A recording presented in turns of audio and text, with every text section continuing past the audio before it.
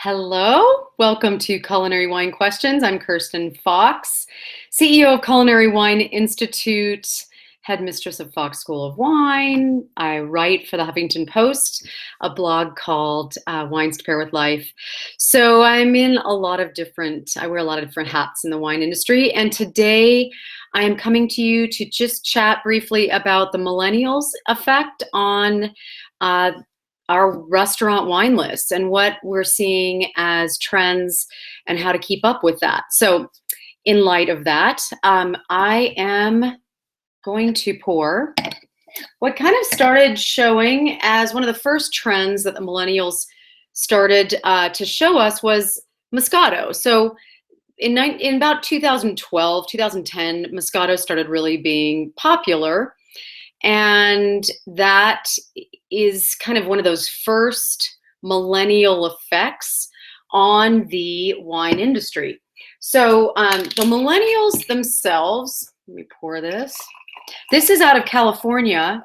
It is made from the Muscat Canelli varietal, and that is actually a native grape to Italy. So this company is actually they've planted Italian grapes, the actual varietal that's grown in Italy, and they've brought it over to California. So there are other people are growing other kinds of Muscat grapes, but in this case, the one that they're using in this winery is the actual one from Italy. Tends to have a little better acidity left. And hi, Douglas, good to see you again.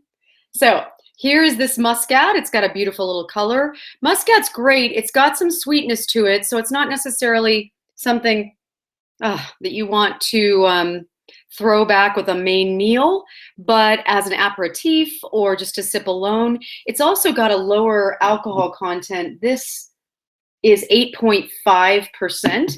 So you can drink this in the morning and no one will know. Let's see what it tastes like. Yeah, so it's got a really nice, Muscat has a really grapey it's really like, oh, this is grape. It's not anything other than grape. And so this comes off as a really highly grape flavored wine. And then it's got a good acidity at the back, pretty sweet. So now I love sweets. So I might even have this as a dessert wine for just after dinner to give myself that sweetness that I'm looking for after a meal. So really nice wine. Not really expensive either. I think here in Utah, it's about $10 a bottle. So nothing crazy. So anyway, millennials, they are the generation of people born between 1977 and 2000. So those kids started turning 21 in 1998, and they will be turning 21 until 2021. Did I do that math right? Yeah, because the kids born in 2000 won't be 21 until 2021. Yes, I did. So we see that as this generation reaches drinking age, they start to have an effect about 10 years after they start to get into it. So you've got kids adults that are 31 down to 21, and they start to really have an effect on the industry. So let's go back to our PowerPoint. We'll talk about what we're going to see today. So basically, millennial, we just talked about it. It means anybody born between 77 and 2000 as we look at these generations and how they affect our world. What is their biggest impact so far? And then how do you offer a wine list at a restaurant that makes all the generations happy? Because regardless of what the millennials might be saying, you still have Gen Xers and baby boomers who are walking in. So how does that affect what you have on your list? So let's get started. So in essence, the millennials are a generation who are not interested in the status quo.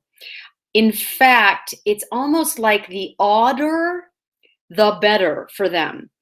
There's basically, in terms of all my research, I'm preparing to do a speech at the Women Chefs and Restaurateurs national conference in LA in just about 10 days or so. And I'm going to be speaking on a modern, profitable wine list. And so I'm doing a lot of research as to how you keep your list modern, but also, keep it profitable, because some of these types of wines might never sell except to that one odd person who walks in and says, "Oh my gosh, so excited that you've got this random wine on your list." So one of the things that millennials highlight in terms of their what they're seeking in a dining experience is they want a unique tasting experience, not a familiar comfort experience. And this is something that has changed. When you look at the previous two generations, for the most part, they were looking for something that they were familiar with so that they knew their dollars weren't being wasted.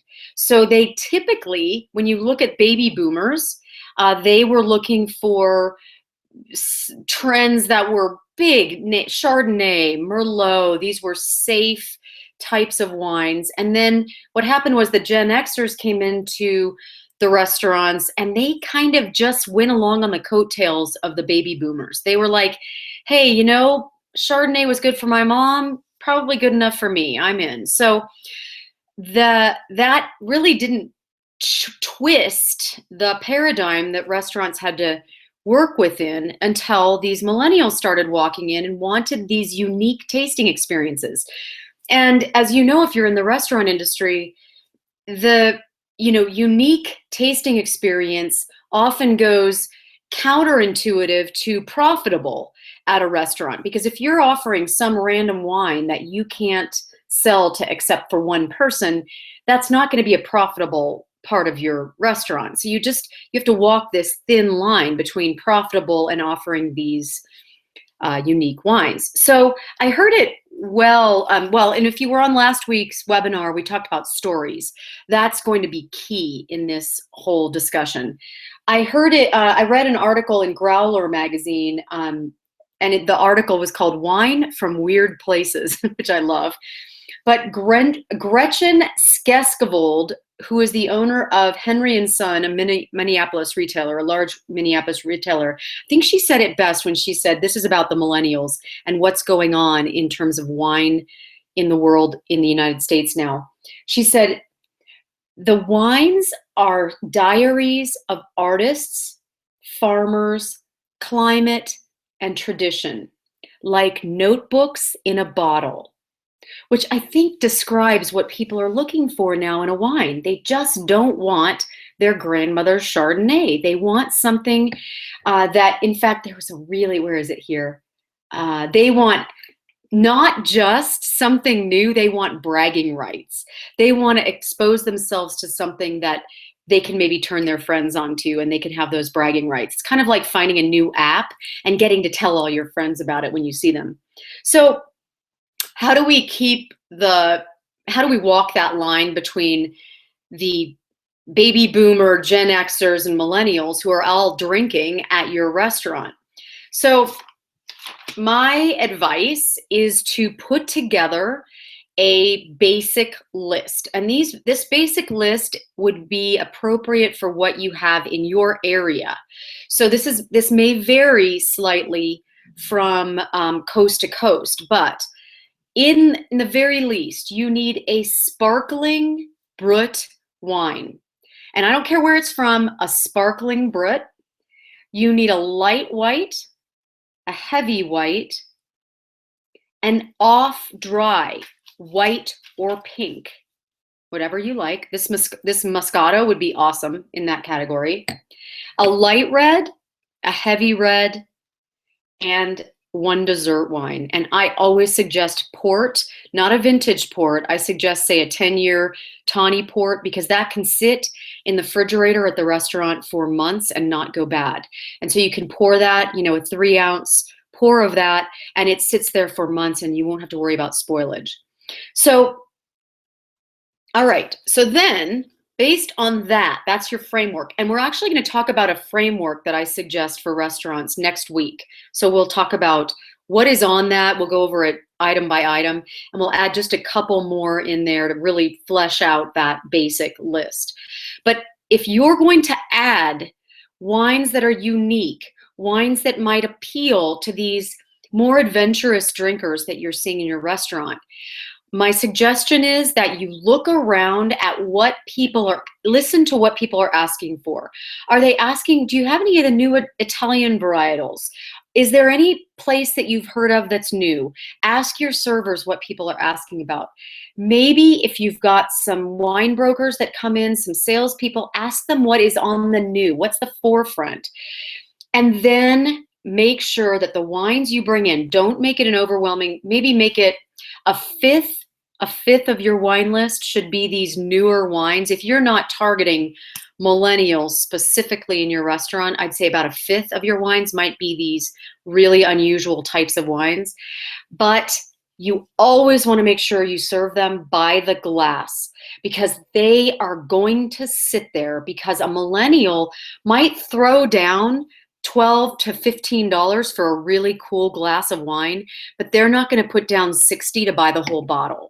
So make sure that any of the wines that you're getting into this unique, really bizarre regions, maybe bizarre variety, maybe new names, maybe completely new types of grapes that no one's ever heard of, make sure you're going to offer that by the glass. That is key. Otherwise, it's going to sit there and you're not going to love it, and no one's going to love it. So it's going to go away. So another thing, so I'll tell you, I'll end with what I'm serving at the Women Chefs and Restaurateurs convention. I will be talking about a modern profitable wine list, and what I'm going to be serving is a Vouvray from the Loire region of France. Vouvray is an off-dry wine, and it's one of the signature grapes out of the Loire Valley.